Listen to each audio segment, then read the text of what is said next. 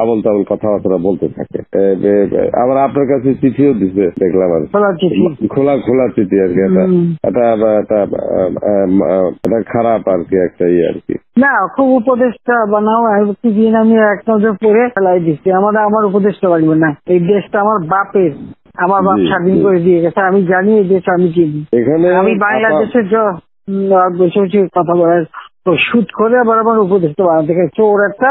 ও বলছে গ্রামীণ ফোনের সব ইনকাম গ্রামীণ ব্যাংকে যাবে, যে টাকা গ্রামীণ ব্যাংক গরিব মানুষের সাহায্য করবে। আর এই কথা করে আমার কাছে ওই গ্রামীণ ফোনের ব্যবসা দিয়ে ইউজ একটা টাকা পর্যন্ত গ্রামীণ ব্যাংকে দেয় নাই। আমি 400 কোটি টাকা গ্রামীণ ব্যাংকে দিচ্ছি, 400 কোটি টাকা। ওটা তার অন্যান্য প্রতিষ্ঠানে লাগাচ্ছি আর কি। না, তখন গ্রামীণ ব্যাংক ফাইলে বক্সে ঢুকাই দিচ্ছে। গ্রামীণ ব্যাংক তখন ওই শেষ হয়ে চলে যাচ্ছিল, ওর বদলতে গ্রামীণ ব্যাংক মাঠে বসে গেছিল। ও তো সব ব্যাংকের সব টাকা তো লুচি খেয়ে গেছে। তখন আমি প্রথমে 100 কোটি, তারপর 200 কোটি, তারপর আবার 100 কোটি, এটা 98 সালে দিচ্ছি, চালু রাখছি। তখন এই গ্রামীণ ফোনের ব্যবসা ছিল, এই ব্যবসাটার থেকে যে লাভটা হবে সেই টাকাটা চলে যাবে গ্রামীণ ব্যাংকে, রেগুলার গ্রামীণ ব্যাংকে একটা সোশ্যাল ইনকাম থাকবে। এই বলে ব্যবসা নিয়ে তখন যখন ব্যবসা নাই, তোমায় বলে রাখি যদি কোনদিন প্রশ্ন ওঠে বলতে পারবা, 51% মালিক হলো বাংলাদেশ আর 49% হলো নরওয়ে কোম্পানি। আর এখন যে দেখো সব সে ব্যবসা নরওয়ে কোম্পানির কাছে, তার নিজের কাছে বোধহয় 10% বা 15% মতন হয়তো থাকতে পারে, সমস্ত সে বেঁচে খেয়েছে।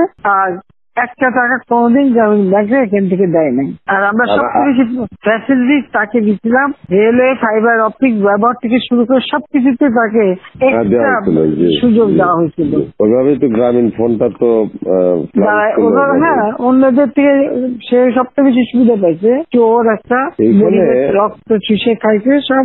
আমি বলছি যে রক্ত শোষা, গরিবের রক্ত শোষা। যে 30% তার হিসাব করলে 30% সুদ হইতো। সে যা গ্রামীণ মানুষকে যে লোন দিত, তাতে তার যে কম্পাউন্ড ইন্টারেস্ট যদি আপনি ক্যালকুলেশন করেন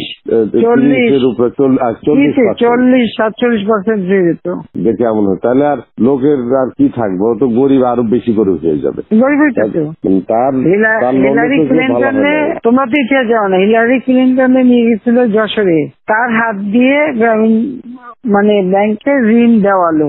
এরপর সেই লোকগুলি সাধারণ গরিব লোক, হরিজন গ্রুপ, তারা ওই এলাকায় আর থাকতেই পারে নাই, কারণ ওই ইন্টারেস্ট দিতে তারা ফকির হয়ে নিজের যে বাড়িঘর ভিটা মাটি তাও কেড়ে নিয়ে গেছে। তারপরে তারা ওই এলাকা থেকে হারায় গেছে।